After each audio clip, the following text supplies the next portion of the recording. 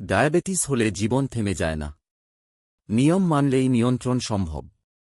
চলুন জানি 5টি প্রাকৃতিক উপায় যা কিনা ডায়াবেটিসকে নিয়ন্ত্রণ করবে। মেথি দানা। রাতে 1 চামচ মেথি দানা পানিতে ভিজিয়ে রেখে সকালে খালি পেটে খেলে রক্তে চিনির পরিমাণ অনেকটাই কমে। জাম পাতা। জাম পাতা ডায়াবেটিসের বিরুদ্ধে প্রাকৃতিক অস্ত্র।